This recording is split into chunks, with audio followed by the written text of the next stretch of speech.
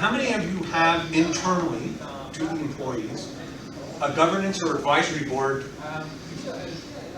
for any of the aspects that, I mean, we'll keep it out, education out of it, but is there a governance board that rules? No.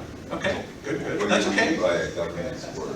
Well, just the executives with project managers and seeing what we're going to work on, what we're not going to work on, where we're going with things.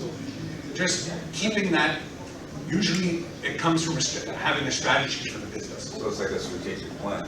Almost like it's a governing board that runs the strategic plan to make sure that everybody's on the right track. Okay, good. So then you go to the education strategy. There's business strategies, there's IT strategies, there's marketing strategies, but does anybody have an education strategy for the whole aspect of the company? Probably not, because it's just, okay? So you think of ways to, you know, the CEO wants to go a certain direction. Okay, that's great. Now, how are we going to keep the employees engaged? Okay. And then, of course, once you have your strategy, you have your plan. The actual meat and potatoes of how we're going to get our employees to do it. So it's just something to think about within your own organizations. And then, of course, from that plan, you've got the engagement workshops that go with it, that really bring everything together. Okay? So, empowering the employees. So, of course, once you've educated them and that dreaded change, they feel easier about things. They want to be part of that change. So you start having the people, millennials or different, you'd be surprised how people, once they're, that fear of, oh my God, they brought in some new thing, is brought in and they're taught and they're trained on what they're doing, they start thinking outside the box. They're like, oh, you know, we could do this, we could do that, we could do. So they start bringing in different ideas because they're the ones that are actually doing things on the floor. It's the C-suites that are going to actually put that pen to the paper and do it. But you want those employees to start thinking how we can bring more value to the company. Okay? Then, of course, they interpret processes better because they see the process, they understand the product, and they know the internal process already. So they interpret it better. It just comes to mind quicker, all through training. Just keep that education and that training going within your employees. Of course, they integrate the processes also a lot better because they're more at ease. They understand what we're supposed to be about. Okay? So it's just that whole aspect. And then at the end of the day, I can't remember which one, they're happy employees. They're coming in saying, oh wow, you know what, we can do this, we can do that. And they feel part of the process because they're not afraid anymore. They're not afraid of that change. They're just more at ease. Okay? So now this is really the meat and potatoes of what we're going to discuss today. So we've got active training, we've got the passive education and how that's going to work. And we'll talk about that. Then we blend all that together with the workshops and bringing in personas, which are great tools for companies to have of their employees. And then I'll talk about the resources. All right? So the first one is active training. Active training is really like classroom sessions. So you've got employees sitting in front of, usually with digital transformation, they're going to be sitting in front of laptops, desktops, they're with a teacher, an SME that knows the product. He teaches the basics of what they're doing. And this is ongoing. You can have a whole week, depending on how you want it. You could have it once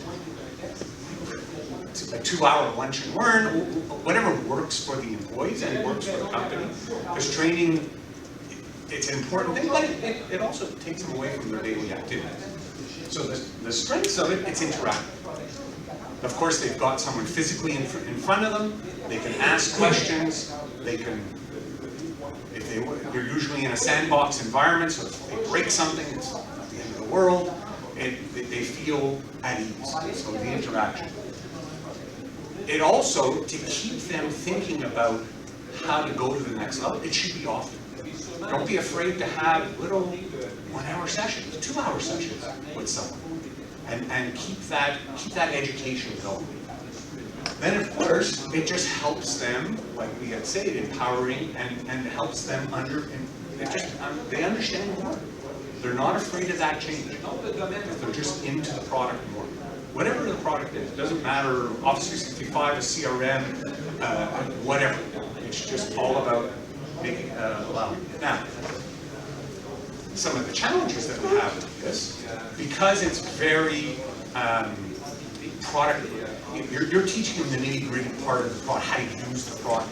You might not be getting into the bigger pictures and how this is going to help the sales, and you're not going to get into that.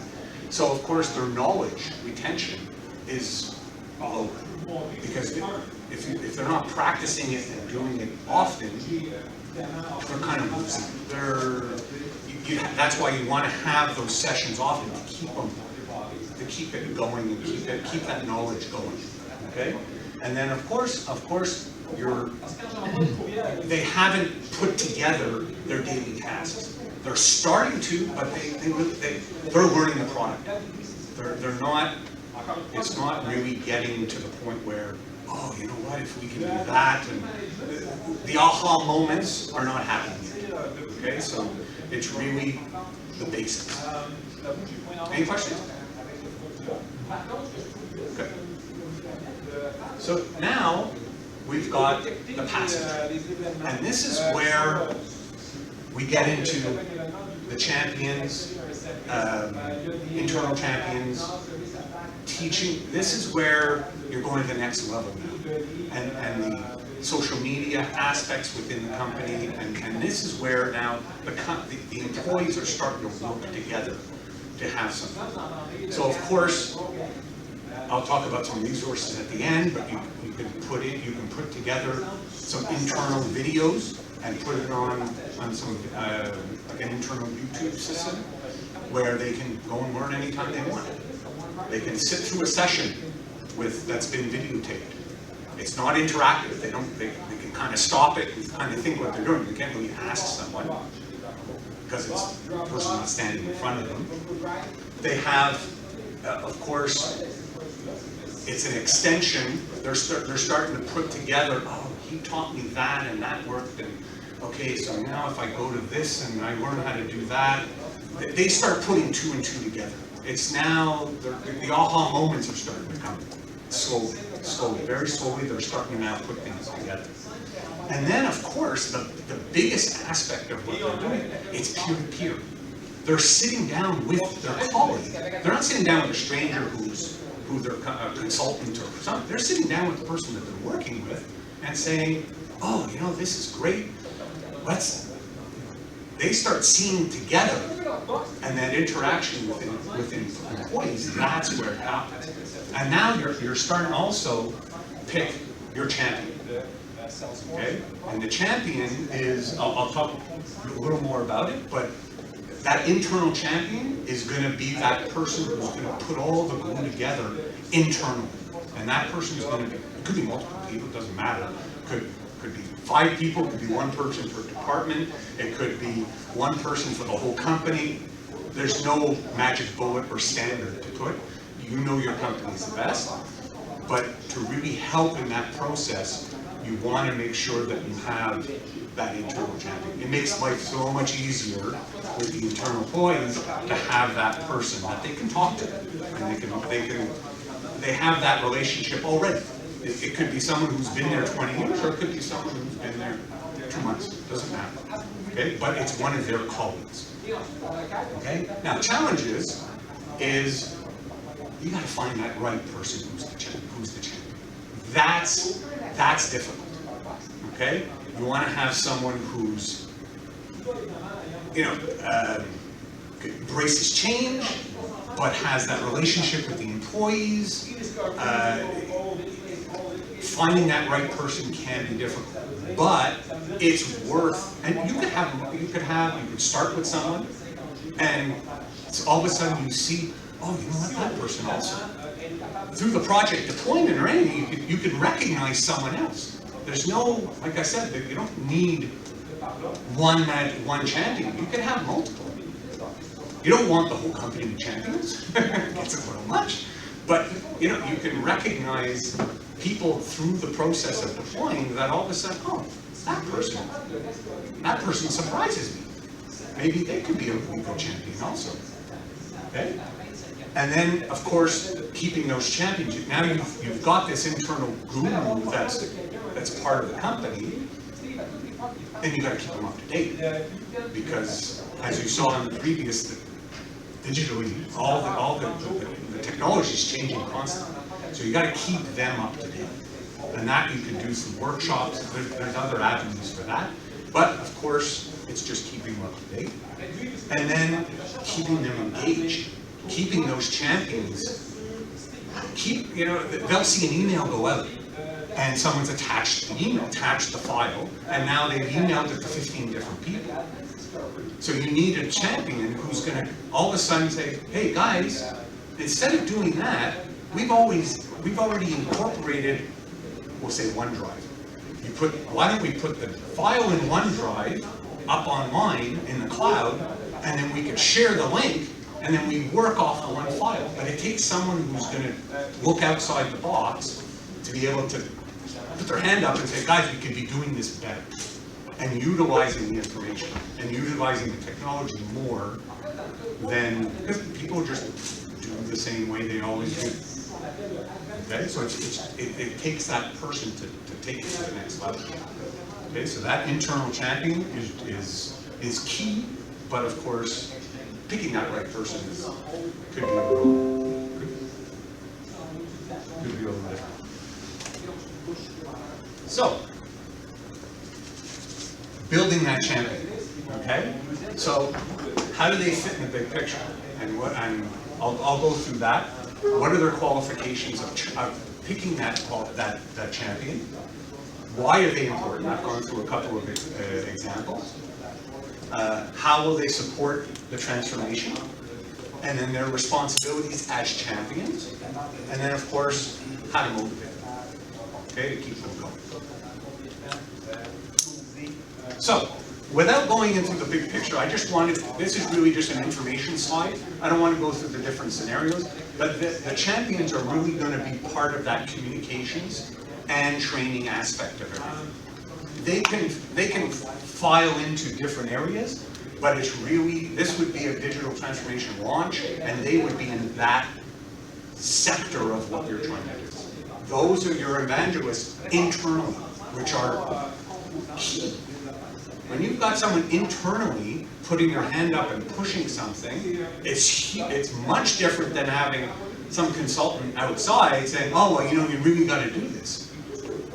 But when you have someone internally, no matter who it is, it's your fellow employee putting up their hand and saying, we should do it this way, it just gets adopted much, much easier. Any questions? You're good so far? Good. So,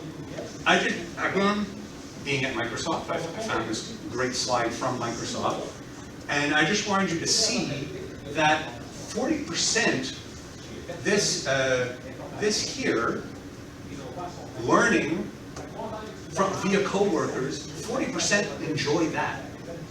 And that's where your champion is. Right there. That's that coworker. And it's not the IT, the local IT staff who runs around and fixes the computers. We're talking that internal champion that's good. Okay? So it shows that at least 40% of your internal staff would much rather work with a champion who's one of them, it's a peer, than the site support guy or one of the executives because they may be intimidated, whatever. Okay? So this is just a big picture of what I wanted to show you. Okay? So, how do they help that transformation happen? Okay? What do they bring to the table? So what they do is they get the enthusiasm. They're your cheerleaders internally. They're doing the raw thing. Let's get going. Let's help this. Let's make this work. Okay? They build influence. By doing that, they build their own influence. They build the influence of the product coming in. People start thinking about how they can. You want your employees to have that aha moment, and that's where it's really the creativity happens. So they bring that to the table. Okay?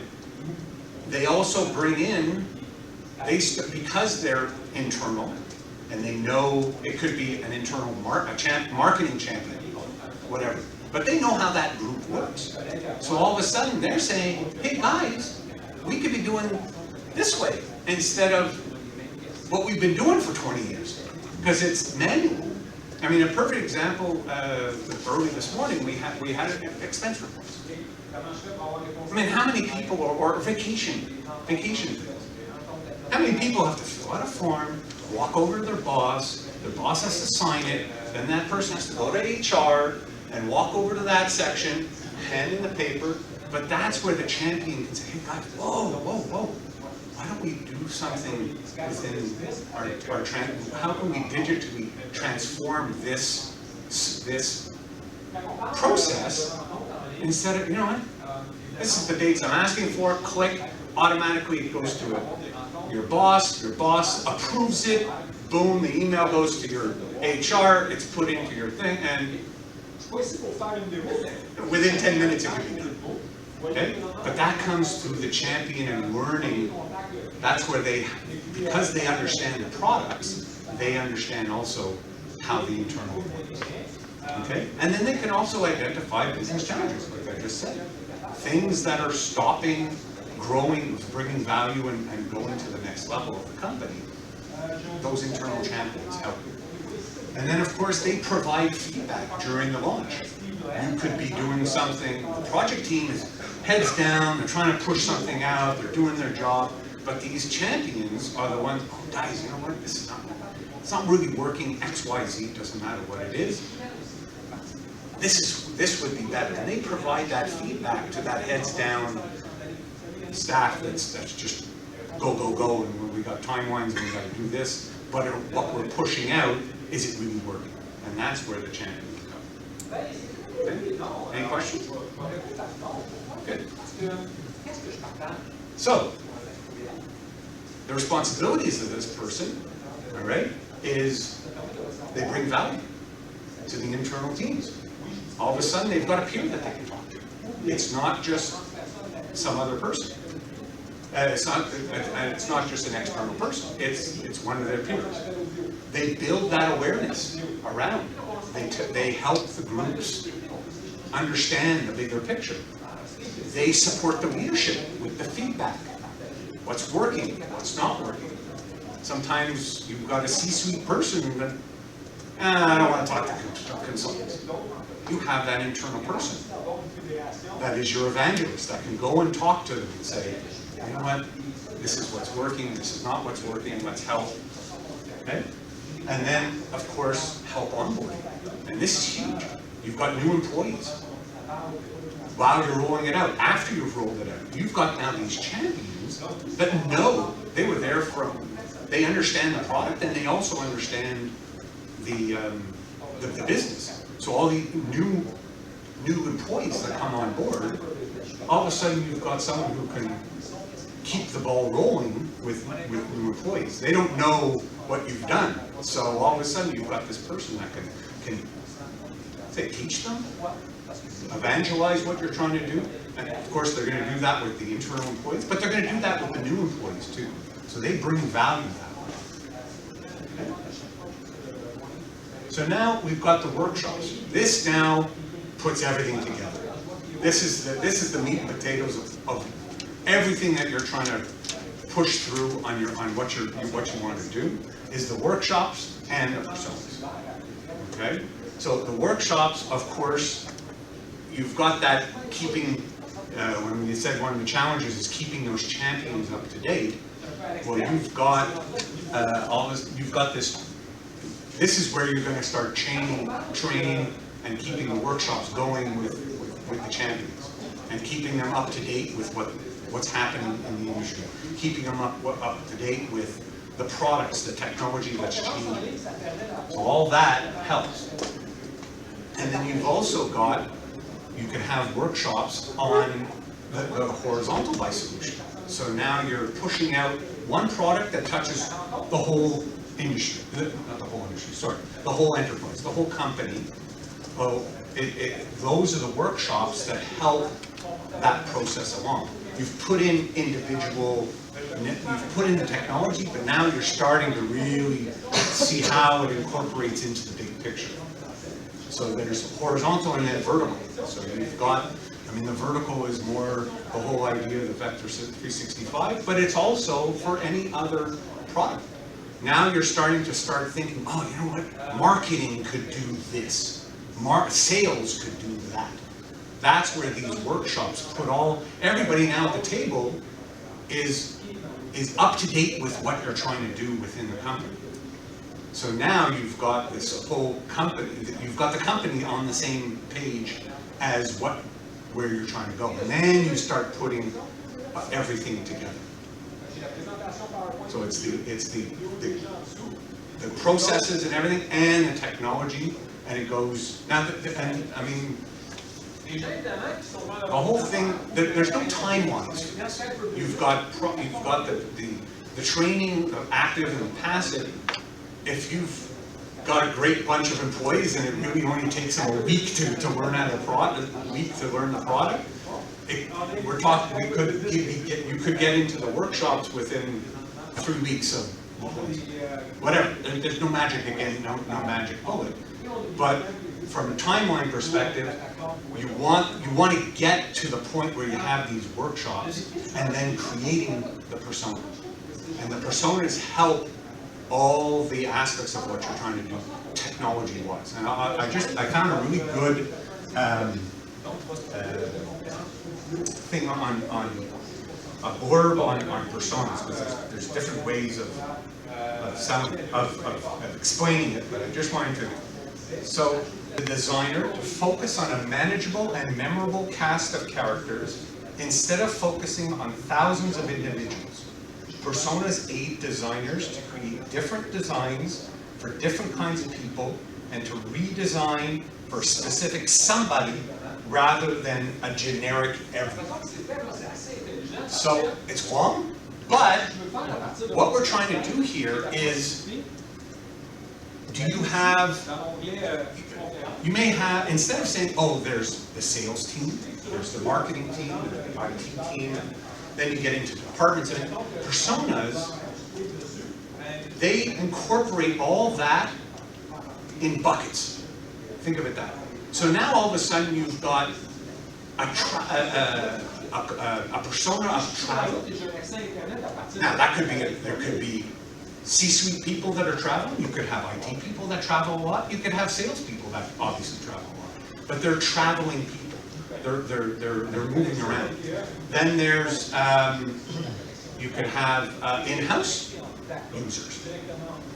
And now you're not thinking it by department, you're thinking out of a holistic view of the whole company and how people within the company fit in those kinds of scenarios of working.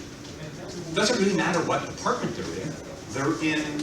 They're in the big picture of where the whole thing is going through. Okay. Any questions? Personas is really helpful. So it really, I can't. This slide here is really the meat and potatoes of everything that you're trying to do within your corporation.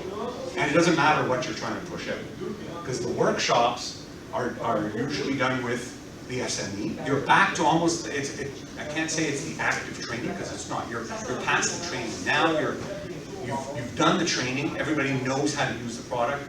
Now, like I said, now you're starting to you're getting the aha moments with your people. And they're starting to think now, how can we incorporate processes that we're doing into the product? So that's why this, and then the personas help you do that. And it doesn't really matter what technology you're putting out. The personas to represent your enterprise is huge. Because now you're not, like it says, it's not, you're not thinking of each individual person, you're thinking of bucket of types of people. So it becomes almost like a John Doe type of environment, instead of worrying about, oh, Alfred goes there, and Jenny goes there, and Anthony goes there. That doesn't matter. Their function, their position that they use in the company, they travel. They sit in front of their desk all day. They're internal. They I don't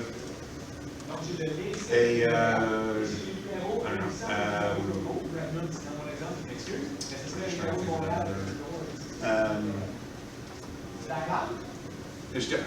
I can't think of a third one, but there are different buckets that you could place your people in.